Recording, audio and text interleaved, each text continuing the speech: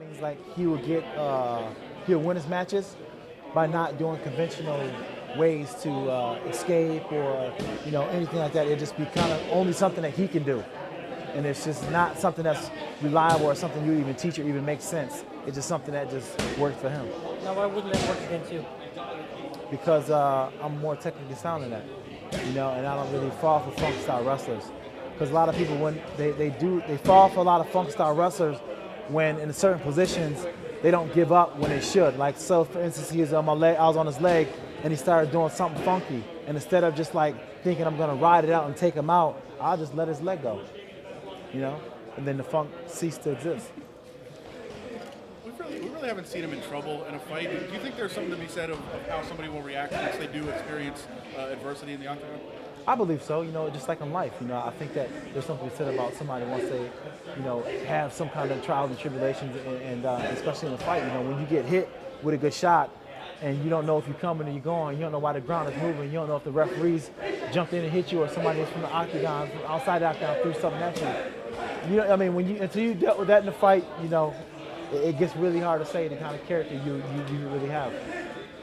Now, it seems like you've taken it on yourself to sort of really ramp up the promotional aspect of this fight. Do you feel the pressure to sell the card? No, it's already sold out, I just don't really like Phil Davis right now. Phil Davis made a couple comments that kind of bothered me a little bit. And I really didn't like that, so I wanted to say as much as I can to hurt his feelings. Because he's sensitive. Is it simply that, or are you trying to test his mind that way and trying to see how it reacts to you? I already know how Phil's mind works, and I know he's a sensitive kind of guy, you know what I'm saying? So I think that, me saying stuff is going to be a little extra icing on the cake. Is he similar to Rampage in that regard? What's that? Because Rampage was pretty sensitive, right? Yeah, Rampage was sensitive, but Phil is too.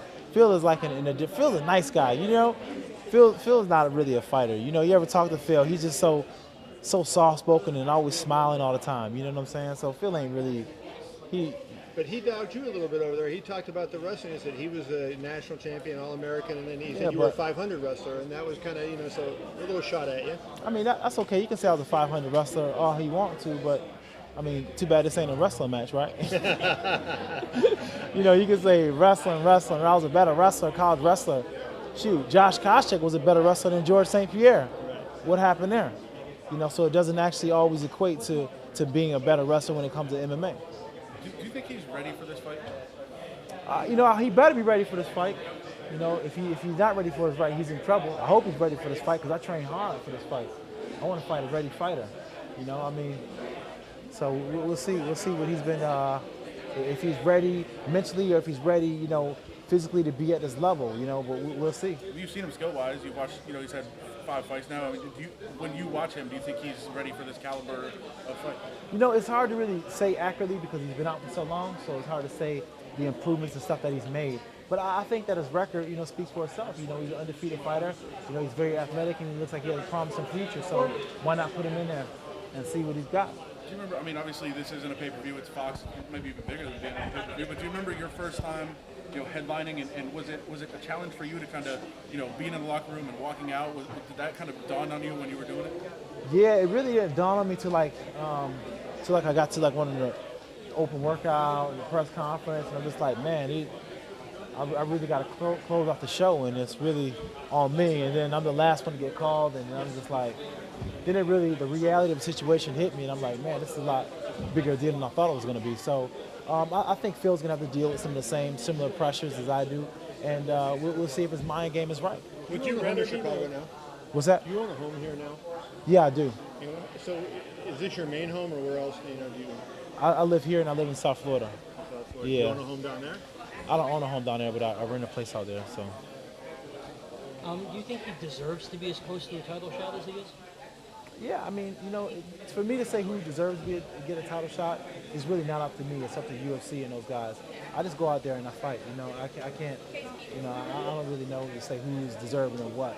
You know what I'm saying? That's for you guys and for UFC to really pick apart. I just go in and I fight. I think that if he's in great shape and he looks good and he put a whooping on me, and I guess he deserved the title shot because I know I deserve one. What did you think of Jon Jones' comment that he picked you to win the fight? Were you surprised to hear him say that? I really didn't know, so I heard it over there. You know, I try to stay out of Jon Jones news. Jon Jones, he bothers me. You know what I'm saying? He bothered me, and he got fat. He got so fat lately. I seen him in Brazil. His stomach was like, it was looking big. But enough talking about trash about Jon Jones. Yeah, I mean, I mean, I hope he want to fight me because I want to get it over with. I'm sick of talking about Jon Jones. You know, I would fight Jon Jones any day of the week just to get it over with, just so I don't got to hear nobody asking about Jon Jones again, you know. And I love to shut Jon Jones up because Jon is like on cloud nine and think that, you know, he's better than what he really is. But I remember Jon Jones when he first started, and he was like, hey Rashad, you know, what is it like when everybody comes up to you and asks for your autograph and your picture? I remember that Jon Jones.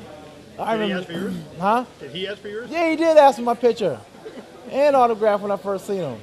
I'm just, you know, I mean, but he was just excited and starstruck, and that's the Jon Jones I remember now. Now the Jon Jones now, this fool out Hollywood and think he's something else. You know, he's the commercial. The one he was kicking Swanee? I thought it was right, man. I was kind of happy he did it, you know? Not bad. He's been such a topic, you know, for you. You get asked about him all the time. You have to talk about him all the time. How have you been able to focus on what you have to do instead of, you know, thinking about that all the time? I really don't. You know, I'm so used to answering questions about Jon Jones now. It don't even like doesn't really bother me either way now. I'm just so used to it. You know, I mean, I think I talk about Jon Jones every single day when I got to fight. Everybody talking about something about Jon Jones. You know, he mentioned the word focus, and a lot of times you guys were asked about focus. But you know, what does focus mean? You have to be focused for 25 minutes on Saturday night, right? That's really when you need to be focused. Wouldn't the other stuff be just Yeah, but like you know, sometimes when you start answering questions about what's coming up next and all this other stuff, you know, your words speak power. So when you start talking too ahead of yourself, you're really not speaking on what you really need to speak on and what's in front of you. And sometimes when you allow yourself to get a little ahead of yourself, you're not really looking at what you need to do in the task at hand. What was your reaction to the Outside the Lines piece that ESPN did? I heard about it. You know, I think that with that whole situation, I think that, you know, it's a situation that the UFC is going to rectify. You know, you got to understand that, you know, we're a very young sport, you know, and no sport starts off as being, you know, the status quo is how it's going to be. You know, every professional sport that started off has had modifications through the years. And I believe with the UFC bringing in the sport to where it is right now, I believe in due time they will fix everything else and make it so that it's fair for us fighters as well, too. You know, I don't think that, you know, they're an organization who wants to, you know, get over on the fighters. You know, they are the one who has set up the stage for us to be at this magnitude as we are right now. You know what I'm saying? Without the UFC, we wouldn't even be here right now doing this Fox interview. What is the difference in your situation from when you started with the UFC, coming off the Ultimate Fighter, and you know the perception, what you were paid, what you had to do compared to now? You know, how has it changed?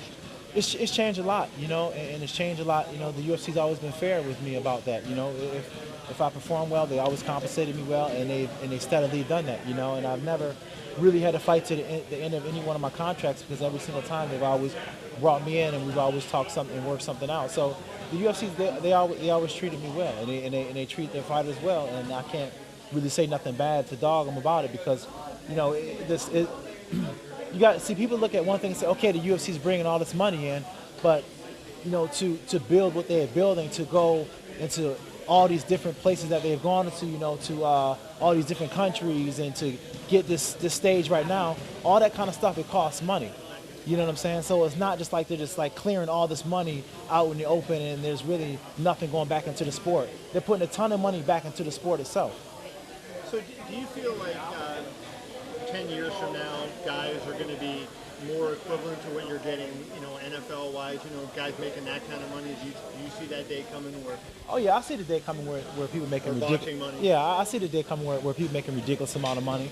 And I'm going to be sitting back like, man, remember when I was making this kind of money? But that's okay, though, because I plan to still be with mixed martial arts in some way, form, or fashion. And I think some of all the extra bread may come my way eventually somehow, some way. But, you know, it's just one of those things that it's going to take time. You know, we got to remember that this sport really wasn't, you know, it's just brand new. It's just brand new. So to judge us on a scale like all the other professional sports right now, it's kind of harsh on the UFC's part. I mean, harsh on anybody to judge UFC like that right now. Well, when you fight on Fox, presumably there's no pay-per-view.